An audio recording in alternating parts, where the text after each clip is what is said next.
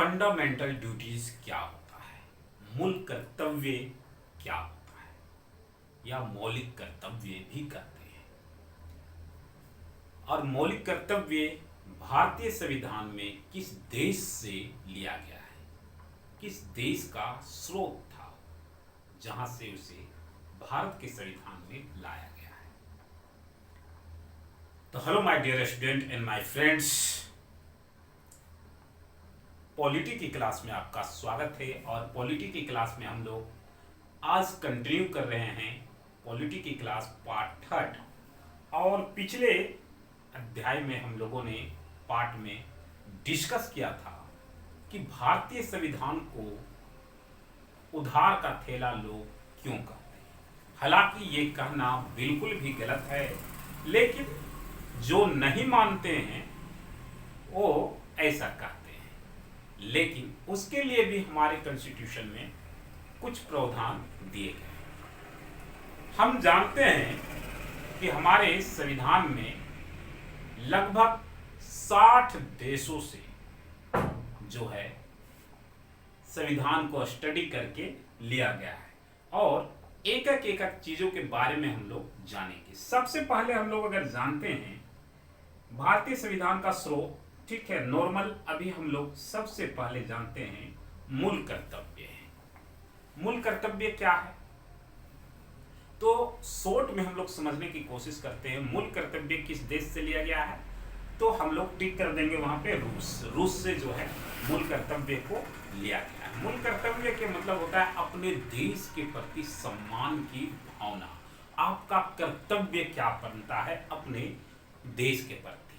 जैसे माता पिता के प्रति आपका दायित्व क्या है, आपका कर्तव्य क्या है। ठीक है, आप माता पिता को आदर करते हैं, सम्मान करते हैं, उन्हें देख रेख करते हैं। वो जब बुजुर्ग हो जाएंगे तो उनका भी आप बच्चों के जैसा लालन पालन करेंगे। ये आपका एक कर्तव्य है, ये आपको करना ही है। और सही ये क्या है, मूल कर्तव्य भी बिल्कुल उसी टाइप में है। हम इस देश में रहते हैं तो मेरा दायित्व बनता है कि इस देश के संविधान को और इस देश के राष्ट्रीय ध्वज को, इस देश के कानूनी व्यवस्था को, न्याय को हमें क्या करना है, अपमान नहीं सम्मान करना है। समझ रहे हैं ना, अपने देश के प्रति प्रेम की भावना रखना है। यही तो हमारा मौलिक कर्तव्य है। ये टोटल जो है मौलिक कर्तव्य जो है 11 है। हम लोग डिटेल में पढ़ेंगे, लेकिन मौलिक कर्तव्य क्या है ये तो आपको समझ में आ गया। ठीक है, फिर आगे क्वेश्चन आपसे पूछेगा कि ये गणतंत्रात्मक यानी कि रिपब्लिक, ठीक है, गणतंत्रात्मक व्यवस्था किस देश से लिया गया। तो किस देश से लिया गया है, फ्रांस से। गणतंत्रात्मक व्यवस्था किस देश से, फ्रांस से लिया गया है। अब प्रश्न ये होता है कि गणतंत्रात्मक व्यवस्था क्या है। तो गणतंत्र यानी रिपब्लिक, ठीक है, ये क्या होता है ये ध्यान से समझिए। ऐसी शासन व्यवस्था जहां पे जनता के द्वारा चुना हुआ शासक ही शासन करता हो, ना कि वंशागत शासन व्यवस्था चलता हो। अगर वंशागत शासन व्यवस्था चलता हो तो वो क्या होगा, गणतंत्रात्मक नहीं होगा और रिपब्लिक कंट्री नहीं कहलाएगा। मतलब वहां जनता द्वारा चुने हुए शासक ही वो शासन कर सकते हैं। ऐसी व्यवस्था को हम लोग कहते हैं गणतंत्रात्मक व्यवस्था यानी रिपब्लिक। ठीक है, ये दो चीज क्लियर हुआ। फिर आपसे पूछा जाएगा आपातकालीन उपबंध क्या है, और आपातकालीन उपबंध किस देश से लिया गया है। तो ऑप्शन में जर्मन जहां पे भी दिखेगा आप टिक कर दीजिएगा। क्या कर दीजिएगा, टिक कर दीजिएगा, गोल घेरा। लेकिन उससे पहले हम लोग शॉर्ट में समझ लेते हैं आपातकालीन उपबंध क्या है। भैया कोरोना काल तो आपको याद होगा।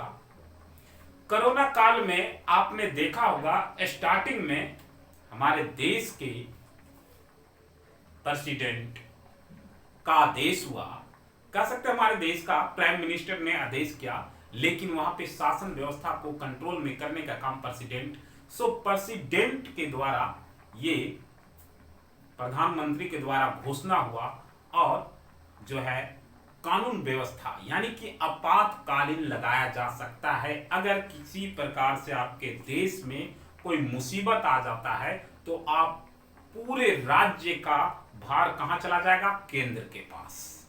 और वो केंद्र क्या करेगा? पूरे राज्य पूरे देश में अपना पावर का यूज करेगा, यानी कह सकते हैं पूरे देश का पावर अपने हाथों में ले लेगा। यानी कि मान लीजिए कि अचानक पाकिस्तान वाला हमला कर देगा तो ये मीटिंग नहीं बैठाएगा कि राज्य के साथ मीटिंग नहीं, डायरेक्ट अनाउंस कर देगा कि सारे राज्य के जवान फोर्स को यहाँ पे भेज दिया जाए और वो को करना पड़ेगा, पूरे अलर्ट हो जाएगा, पूरा शासन व्यवस्था जो है केंद्र के पास चला जाएगा। आपातकालीन मतलब यही नहीं हुआ कि अचानक, आपातकालीन मतलब अचानक जो है से पूरी व्यवस्था में उथल पथल कर देना। यानी कि केंद्र के कोरोना काल में एक भाषण स्पीच हुआ कि पूरे राज्य पूरे देश में लॉकडाउन, तो पूरे देश में लॉकडाउन हो गया। यही होता है आपातकालीन। ठीक है, फिर इसको भी डिटेल में जानेंगे। फिर बोलता है विधि द्वारा स्थापित प्रक्रिया, यानी कि हम जानते हैं कि हमारे देश में जो है कानून बनाने का काम संसद का है।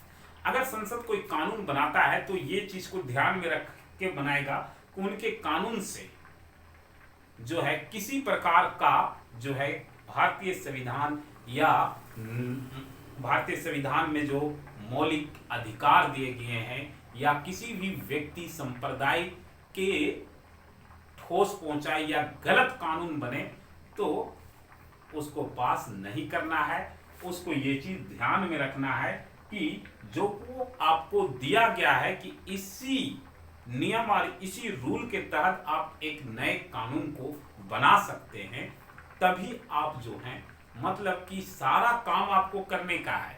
यानी कि भारतीय कॉन्स्टिट्यूशन यानी कि भारतीय संविधान ये कहता है कि समय के साथ बदलाव जरूरी है, लेकिन इसका यह अर्थ नहीं है कि समय के साथ बदलाव जरूरी है तो समय के साथ जो है से पूर्ण रूप से ही बदल देना ये नहीं है। आपको बदलाव जरूरी है तो इसका मतलब है कि कॉन्स्टिट्यूशन रहेगा उसमें आप संशोधन कर सकते हैं। इसका ये अर्थ नहीं है कि आप उसको बदल सकते हैं। आप समय के अनुसार जो नए कानून की मांग होगी उसको आप उस कॉन्स्टिट्यूशन में रख सकते हैं।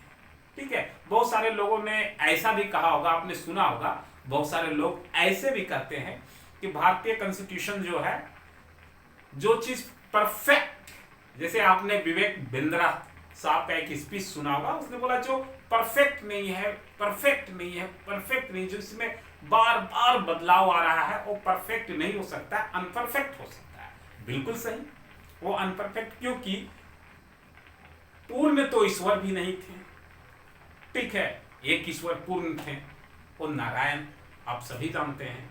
और समय के साथ ईश्वर ये भी बोलते हैं कि समय के साथ राम ही युग नहीं चलेगा, समय के साथ कृष्ण युग भी चलेगा।